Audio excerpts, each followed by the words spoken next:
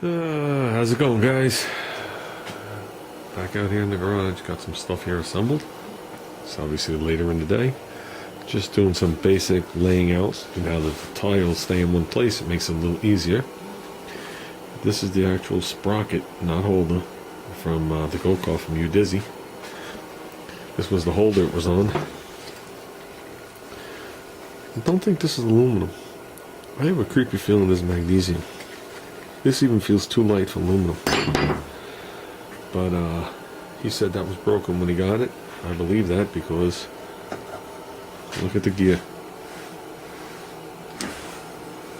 You see the bend in it? Right there. So we're just using this for mock-up. See how close we can get with those Allen heads. But this is a 70 tooth. So that's a good one for mock-up. Obviously I can't run it on it, but it's a good one for mock-up just to have some idea. I'm going to do some calculations off it. This is 70, the one on the other go-kart's a 53. And look at the size of this compared to the hub. Look at the size of the 53.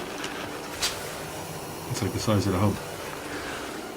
The one on the 53 will get me to about 190 miles an hour. This one might actually be too small too, I don't know. So, but I'm just having it there for some rough mock-up.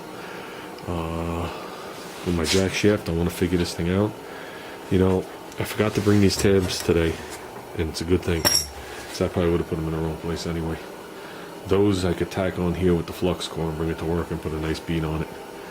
So, it's a good thing I put that half curve on that plate. You can't see it on either side. This hub I'm not that happy with. I know that everything could still be cleaned and machined and whatever a little bit more. It's just not nice looking. So, but that's what we got. I have limited room, so I have to put this thing far enough back where it's not going to quite touch the tire, so I could adjust it forward without it hitting the cover over there. Now, can I tweak that thing? Sure. Put a little of a half curve in there if I got it. If it comes down to it, I will. But by the amount of slot I have, I should be able to just do this. Just got to make sure that I put these things in the right place. I don't have a lot of shaft to play with here. I definitely don't have a lot of shaft to play with. I don't have... It's not that the shaft is too small, but if this is off 1/8 of an inch, I might have chain lining up issues. Because if I flip the sprocket, then nothing's going to hold the shaft, and all sorts of good things. So we got to definitely play with that. I might determine where I want it, just put one tack on each one, and then continue playing with it until I know I have it where I want it. I'll be truthful with you. I originally wanted it underneath after I took that. As you can see, the other one's gone. It just gets too complicated with the engine brace, and since I'm running individual braces, I really can't hack that one out. I had thought about putting it up here. I thought that would look sick, and then it coming down to the wheel like a go-kart, but then this one won't touch. It'll just be on it like one tooth and it'll be going up, so we're not doing that. So I think it's going to be a little sinister as it is with all this stuff hanging off the sides.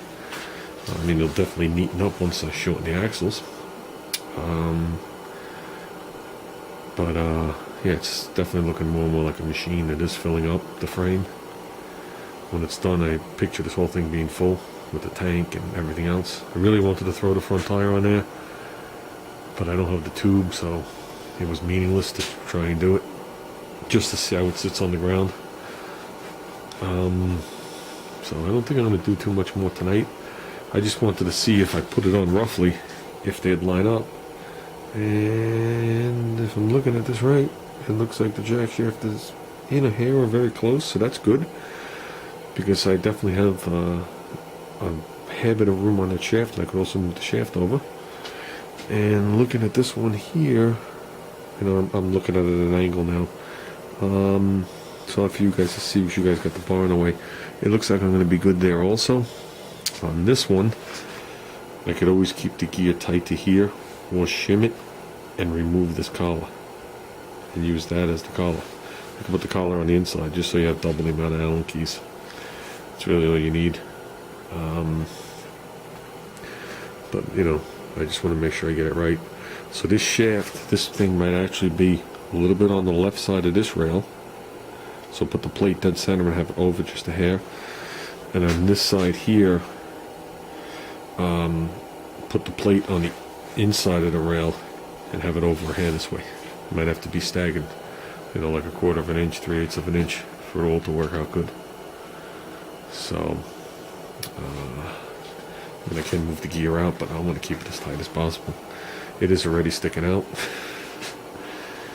So, but with the height of that tire and the size of that gear, I should be able to make a turn and lay down the bike long before the gear touches.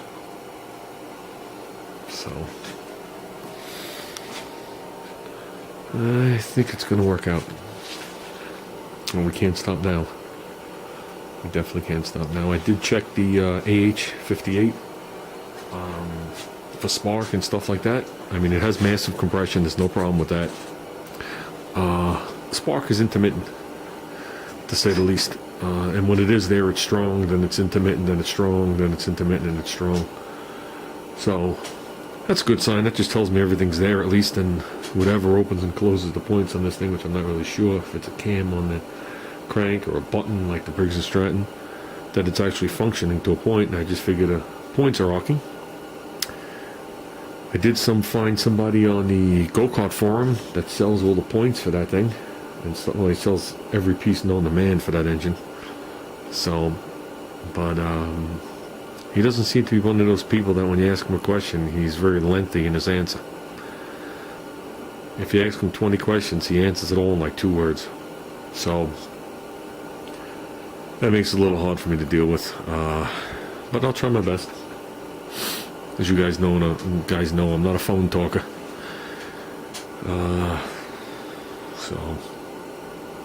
But I guess that's all I'm going to do tonight. I just wanted to unload my car, load the stuff back in my car, and reload my wife's car because she had gone away.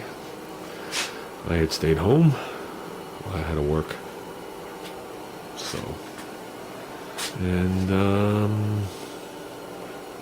I don't know. Don't know, guys. I guess that's going to be it. Just touching base. Oh, we're definitely getting there. Definitely getting there. Now that I lowered the back tire down a little bit. Not sure how much I lowered it down, but I did lower it down a little bit. Maybe 1/2 inch, 3/4 of an inch. I'd like to translate that into the front forks. Get the front forks a little longer. So, I'm thinking 2 inches on the forks on the bottom, and I got to do some measurements, maybe 4 inches on the top to make the bars longer, because my hands are definitely going to be down on my knees, and I'm going to be sitting back further. So I plan on sitting on top of that back carburetor, the head bit, you know, between the carburetor and the end of the frame rails, where I plan on sitting. So I wish I could put front tire on and mock it up, but I can't, because I'm not prying it back off. I keep forgetting to get a tube. I gotta go and I'll order one tonight. So, I think it's looking cool. I think it's gonna be a cool mini bike. So, see if we'll let Junior ride this one up at the, we got the races April 4th or April 5th up at Cuddleback on the road course when they do the go-karts.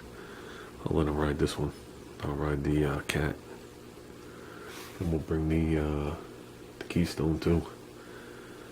So, should be fun. Should be fun. That's it, guys. Have a good night. I'm calling it good, and hopefully everybody has a good day tomorrow. Hopefully.